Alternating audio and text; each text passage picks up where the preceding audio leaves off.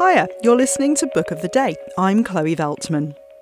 From Dave Eggers' The Circle to Sophia of Silicon Valley by Anna Yen, Silicon Valley tech culture has spawned enough novels to constitute an entire subgenre. In an interview with NPR's Juana, writer Sarah Rose Etter discusses her new novel Ripe. The dark, surreal tale centres on a young woman named Cassie, trying to make her way in a tech startup headed by a nameless CEO. Edda, who worked in tech for a while herself, says her book provided a way for her to examine our society's complicated relationship to labour. The writer says someone once described her bleak novel as, quote, a panic attack. Here's Juana Summers. A new novel explores the darker sides of life in Silicon Valley and how one young woman, Cassie, is trying to make sense of her new career as well as her growing sense of dread. That manifests as a constant companion, a looming black hole that grows or shrinks depending on the day. I know it's a bleak book, but you work really hard to at least make it as enjoyable to read as possible. And, I try to pace it and break it up so that at least it reads like a really sad beach book. That's author Sarah Rose Etter describing her book, Ripe.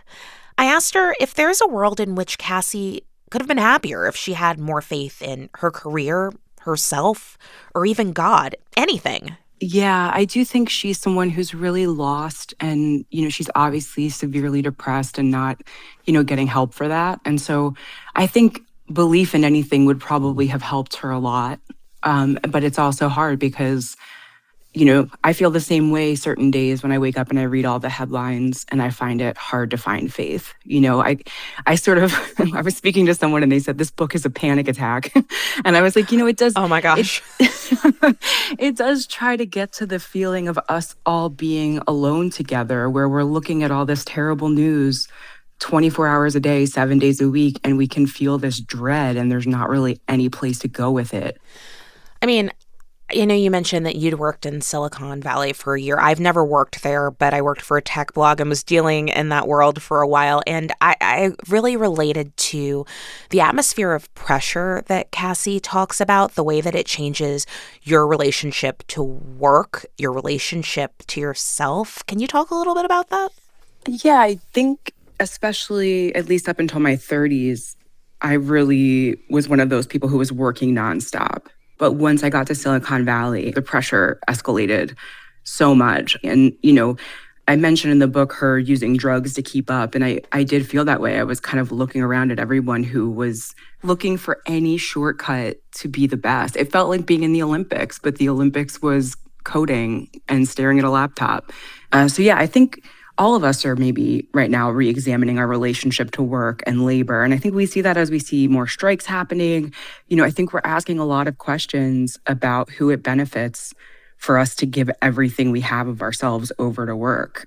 There are just so many familiar in some ways, but also really fascinating details about this tech company that Cassie works at called Voyager. I mean, it's glowing blue. It's full of those people that Cassie refers to as believers. And there's this nameless CEO who is just CEO, never gets a name.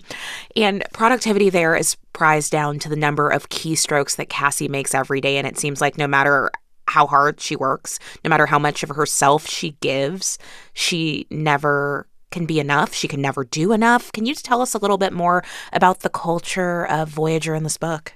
I think when you have a startup, especially at the stage of like 200, 500 people, you're wearing a million hats.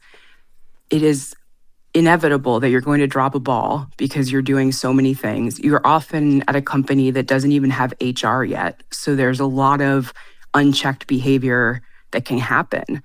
I used to call my father when I was working in Silicon Valley and tell him all the crazy things I was seeing. And he would be like, write it down. You're going to write a book about this one day. And here we are. So I kind of just kept my ears and my eyes open. And I did. When I was living there, I felt a huge sense of dread. Another unique element about this book is the fact that we meet Cassie, but Cassie is never alone. She is inextricably, it seems, linked to this black hole that has been with her since birth. Tell us about that. I think I always want to have a surreal element in my book that leaves a place for the reader to meet me. And so to me, for Cassie, the black hole is depression, right? And it's the part of us that we are constantly trying to get better about. And some days it recedes and some days it gets bigger. And for me, it was grief. My father passed away right before we went into lockdown. And as I said, he had asked me to write this book. And so I found myself in this position where I was full of grief and then I was alone. And all I could think to do was write the book that he asked me to write. And so I think the black hole for me was trying to understand grief and this idea of like, where did my father go? And standing on the edge of the end of the world and the end of what's on the other side. I really felt myself grappling with that. And so I sort of became obsessed with black holes. And as a result, she had to as well. Can we talk a little bit about Cassie's relationship with her parents? And she has very different relationships, their mother and her father. So let's start with her mom. Yeah, I think the parents and their relationship really represent this kind of traditional lower middle class, dynamic where the parents are maybe not the most financially literate. They're not making the best decisions with money. And that's something that just gets passed down to her.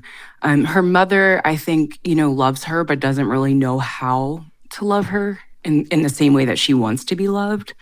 And I think even the same is sort of true for her father. Even though he's there and he's giving her all this advice, he also sort of is not letting her ever come home. You mentioned the fact that her dad never lets her come home. He's constantly telling her to leave, don't come back. There's nothing for you here. What is that about? I was really thinking about, I grew up in a very kind of weird suburb, and it was very similar to the one in the book. We had the power plants next to my house. And so I kind of wanted to capture the idea of these towns in America where things start to fall apart, and maybe the place where you bought a home isn't the way that it was when you purchased it, And so I think, she feels terrible when he says these things, but in his mind, there really is nothing left for her back there. And so even though it's harsh, I think there is some truth to the fact that he doesn't want her to come back, that if she goes back there, the odds are she's not going to be able to, do better than them. So I never like to give anything away about an author's book, but in other books that I've read about or during peak COVID and those periods of lockdown and isolation, many of them, they seem to try to seek bright spots, but this story did not do that. How come? There was a version of this book where, she girl bossed and she quit and she reported the company to the New York Times and, but it felt very fake. It felt not true. And it also felt like it didn't solve the problem, right? Because even if she does report this company and kind of girl boss her way out of this, there's just going to be another startup that's going to take its place, right? And so I don't know. I played around with a hopeful ending, and I think there is some hope in the ending depending on how you want to read it. But it's hard for me to be alive at this point in time and offer a gesture of hope right now. And I feel like I have to let myself do that because listen, trust me, I know we all want happy endings. I have heard that from every major publisher in America. I know. But I also think the truth matters. Sarah Rose Etter, thanks so much. Oh, thank you for having me and thanks for your great questions. It was an honor.